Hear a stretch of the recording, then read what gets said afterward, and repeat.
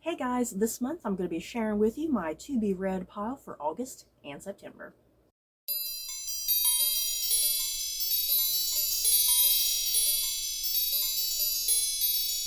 So I guess that's pretty self-explanatory. This is going to be my TBR for the upcoming months of August and September.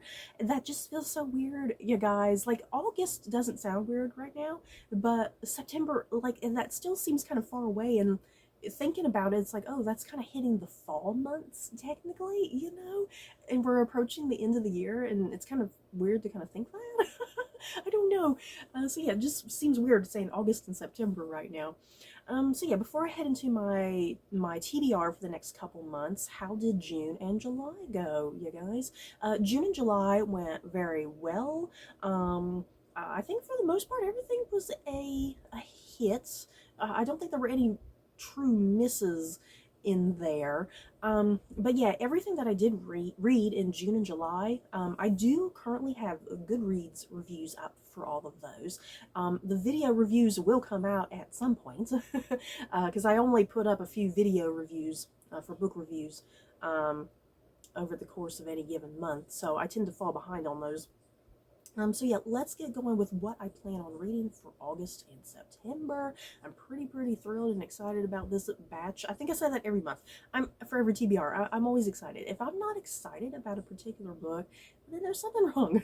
So as I've been trying to do for every TBR so far this year, I've been trying to read a series of some sort, get caught up on some books that I'm behind on. So this particular TBR, I'm going to be getting around to this series, The Iron Druid Chronicles by Kevin Hearn.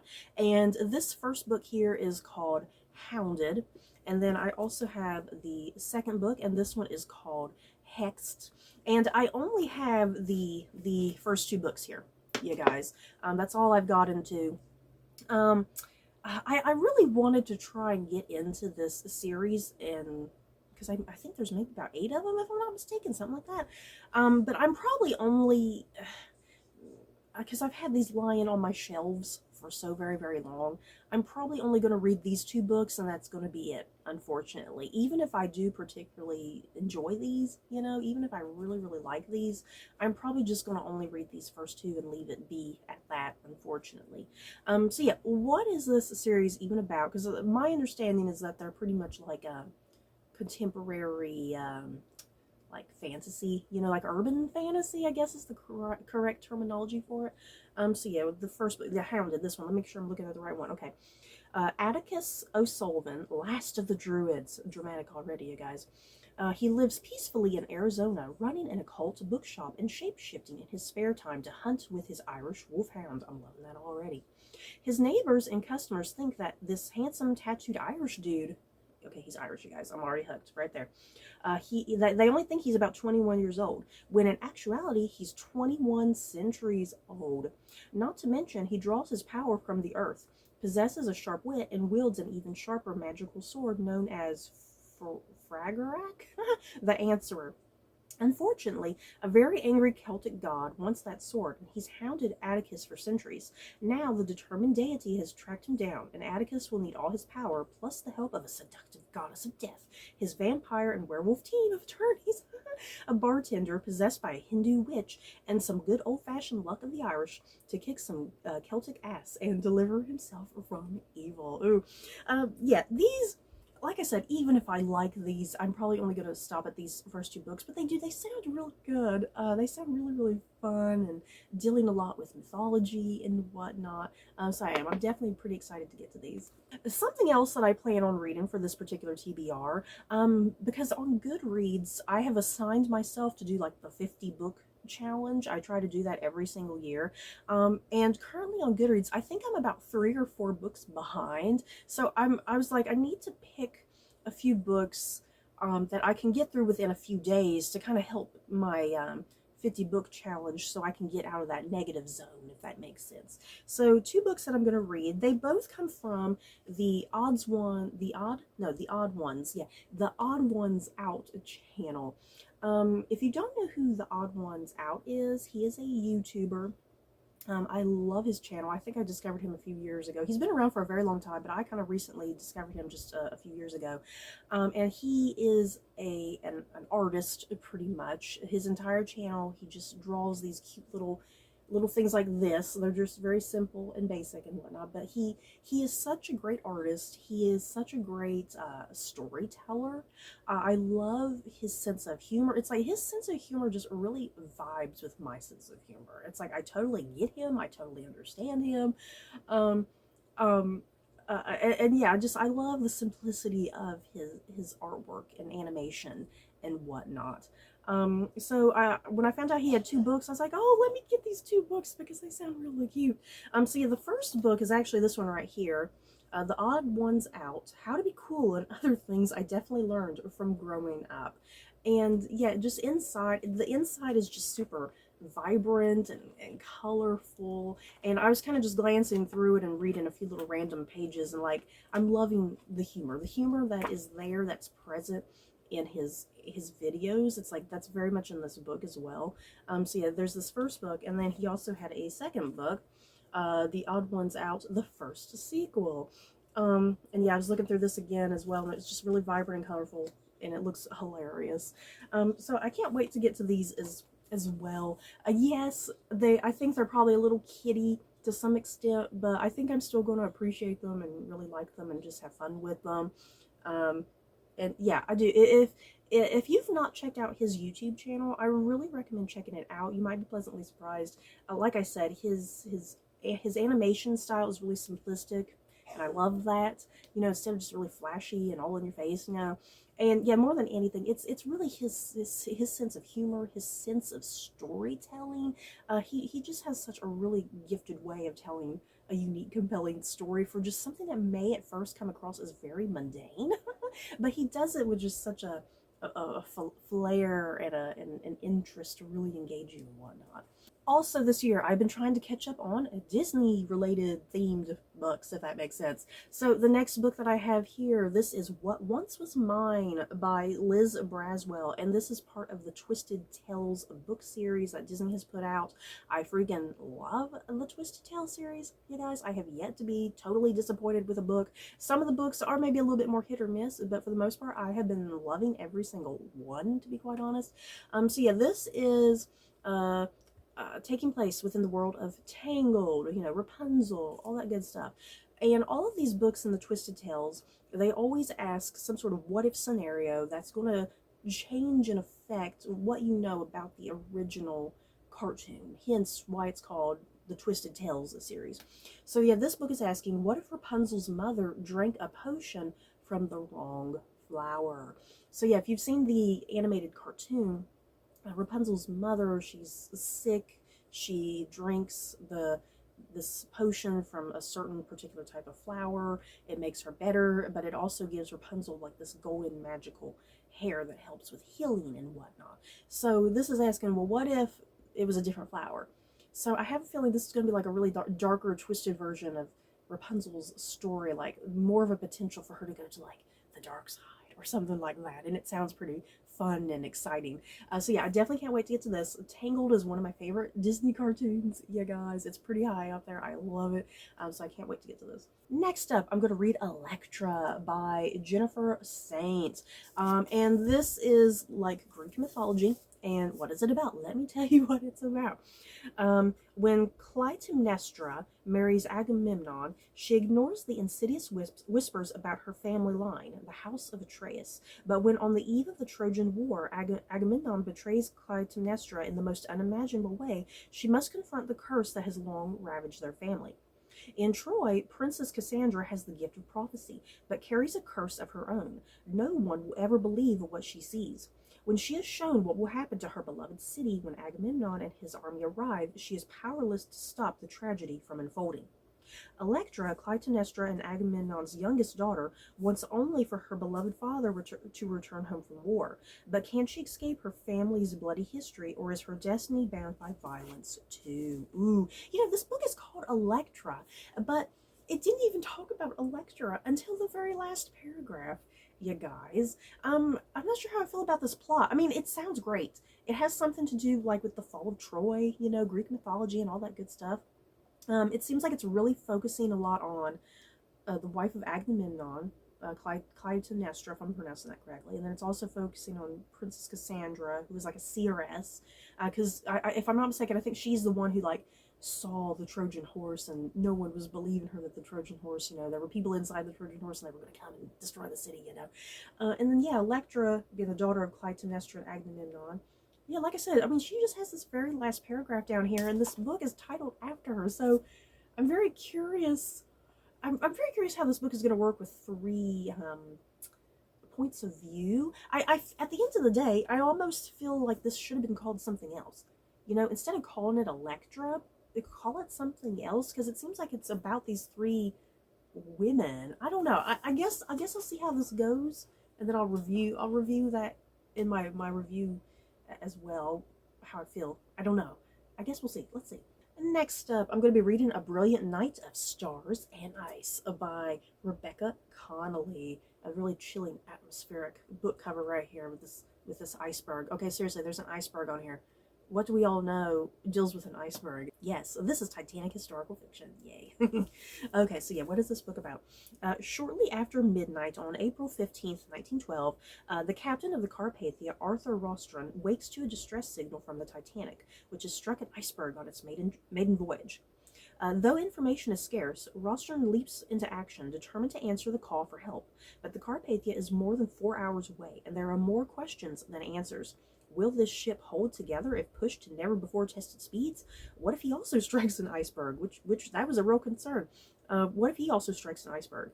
And with the freezing temperatures, will there be any survivors by the time the Carpathia arrives? Kate Connolly is a third-class passenger on Titanic, and she is among the last to receive instruction and help after it hits an iceberg. Despite the chaos of abandoning ship, Kate is able to board a lifeboat, though after seeing the Titanic sink into the abyss and hearing the cries from hundreds of people still in the water, she wonders if any rescue is even possible. And yet it says that this is told in alternating chapters from both Captain Rostron and Kate Connolly. This novel is a compelling, heart-pounding account of two eyewitnesses to an epic disaster, Rostron's heroic and compassionate leadership, his methodical preparations for rescue, and his grit and determination to act honorably and selflessly to save lives and care for the passengers, sets the course for this awe-inspiring story. And you guys, I am just an absolute sucker for all things when it comes to anything dealing with the Titanic. And what I'm just really intrigued about with this book is that it definitely has to do with the Titanic, but more than anything, it seems like it has a lot to do with the Carpathia and Captain Rostron, who, like it said here, he was about 4 hours away from the ship. Was he even going to make it on time? It's like, at the end of the day, he was a captain as well, and he had to look after his passengers too, because it was freezing out there. There were all the warnings about icebergs. I mean, there could have been 2 ships in peril that night, but he took that chance and took that risk to go to Titanic's aid, pretty much. So I'm really looking forward to this being a little bit more from the point of view of what's going on the Carpathia, kind of the whole situation, like what is going on, because they didn't have modern technology at that time like we do, to communicate with the Titanic. They were working with like the SOS Morse code machines and stuff. That's kind of really all they had to go off of. So I'm definitely looking forward to this with that point of view with Captain Rostron on the Carpathia, and then also the character of Kate on the Titanic, her being a third-class passenger and her whole plight and drama there and whatnot. So yeah, this should be really good, you guys. I'm definitely looking forward to it. Next up, I'm going to read The Murder of Mr Wickham. Yeah, guys, hell yes, I am looking forward to this. This is by Claudia Gray. Wait until I read this synopsis to you. Unless you have already had the pleasure of reading this book, then you know what it's about. The happily married Mr. Knightley and Emma are throwing a house party, bringing together distant relatives and new acquaintances, characters beloved by Jane Austen fans. Definitely not invited is Mr. Wickham, whose latest financial scheme has netted him an even broader array of enemies. As tempers flare and secrets are revealed, it's clear that everyone would be happier if Wickham got his comeuppance. Yet they're all shocked when Wickham turns up murdered, except, of course, the killer hidden in their midst. Nearly everyone at the house party is a suspect, so it falls to the two youngest guests to solve the mystery. Juliet Tilney, the smart and resourceful daughter of Catherine and Henry, who's eager for adventure beyond Northanger Abbey, and Jonathan Darcy, the Darcy's eldest son, whose adherence to propriety makes his father seem almost relaxed. In a tantalizing fusion of Jane Austen and Agatha Christie, the unlikely pair must put aside their own poor first impressions and uncover the guilty party before an innocent person is sentenced to hang. Yes. This is like, you know, like the TV show Once Upon a Time, and it mashed up all of your favorite fairy tale and Disney characters and stuff. It's like this book seems like the equivalent of something like Once Upon a Time, but this is going to be mashing up all the characters in the universe of Jane Austen, and I can't wait. There's also something about this that is almost kind of vaguely reminiscent to something like Death Comes to Pemberley by P.D. James. I freaking loved the Death Comes to Pemberley miniseries, you guys. Not the book so much, but I love that miniseries. And there's just something about this that is fairly kind of reminiscent to that. So I am super excited to get to this. Next, I have The People's Princess by Flora Harding. And if you can't tell from the cover of this book, this is about Princess Diana. And they did a good job. I really kind of like the book design, the cover here. I mean, they're not showing much of the face, but it's like there's enough there that this model that they got, she actually looks quite like Princess Diana, like a younger version of her. So I really do like this book design because it immediately just, it screams kind of Princess Diana to me anyway. So yeah, this book, it's not just about Princess Diana. There's actually quite a bit going on in this, so I'll kind of read both things for you. Buckingham Palace, 1981. For Lady Diana Spencer, her engagement to Prince Charles feels like a dream come true, but marrying the heir to the throne of England is not all that it seems. Bored and alone in the palace, she discovers a diary written in the 1800s belonging to Princess Charlotte of Wales, a young woman born into a gilded cage like herself. What Diana discovers is a story not unlike her own, a story of love, loyalty, and limelight, where both women's popularity with the public often overshadows the men by their sides. So yeah, this is about Princess Diana, but also Princess Charlotte of Wales, who, if I know my history, I think she died fairly young and tragic as well, but I think she died from sickness and illness, whereas, you know, Princess Diana died from a car accident and whatnot. But I'm really intrigued about this book, you know, comparing the lives of these two women and kind of the love and heartbreak they both had to endure and like, I guess, the media spotlight in a sense, you know. Okay, not the traditional type of media like for Princess Charlotte of Wales. It would be a different type of media, you know. But yeah, kind of this fame, I guess, that they both experienced in their own ways, even though they're like, you know, like a century or so apart from one another. So yeah, I can't wait to get to this. And then, you guys, I do have room for one TBR jar pick. I have room for one more book this month. I do need to pick out something that's less than 400 pages. So yeah, if it goes beyond that, I might want to put whatever I pick out. But I'll see. Let me see how it goes. Let me see what I pick out. There we go. My hand is on something here. Okay. There we go. What is it? Which book is this? Oh Lord, you know, guys, does anybody else have this problem when you're trying to look for a book in your room and you have so many books, and it kind of reaches a point and you're like, oh no, where is this book? I'm not sure. Uh-oh. Oh, it's right here in front of me. Okay, the book is right here in front of me. Thank God, because I was not looking forward to having to run around my room trying to find this book. Thank God, it's right here in front of me. Thank God. Okay, the book that I picked from my TBR jar, I picked a good one here because it is less than 400 pages, so that'll work out nicely. The book that I picked from my jar is The Living and the Lost by Ellen Feldman. And this is actually an advanced reader copy that I won on Goodreads. God, when did I win this on Goodreads, you guys? Is there a date on here? Because I think this is a couple years old now. Oh, it says something about September of 21. So I must have got this sometime last year, maybe in the summer of last year, I'm thinking. Yeah, this book has already been released and published, but I'm still going to read my advanced reader copy since I got this for free on Goodreads, you guys. So yeah, what is this book about? Let's see.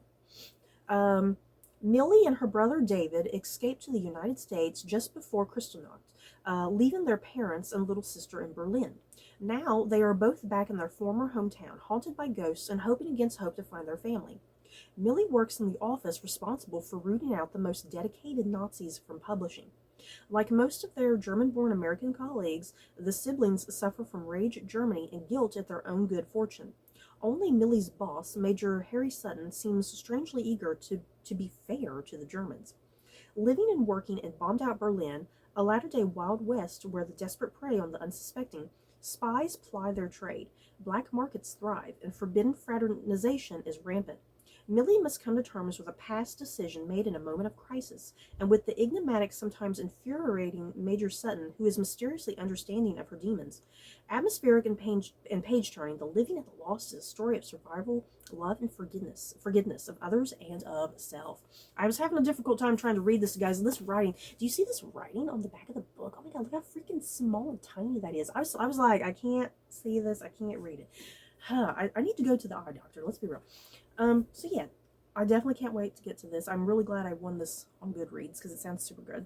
So you guys, that is it for my TBR plans for August and September. I am definitely excited and happy about all the books I'm going to be reading for the next couple months. Should keep me nice and busy and occupied. And like I said, I definitely plan on getting Goodreads reviews up for all these books, and video reviews will come at some point in the far future, but they will come. So you guys, have any of you guys read any of these particular books? Do you plan on reading any of them, or have you read any of them? Just let me know your thoughts down below. So that's it for this video. Don't forget to like, comment, and subscribe. And if you like this video, you may like these other videos. Bye, guys.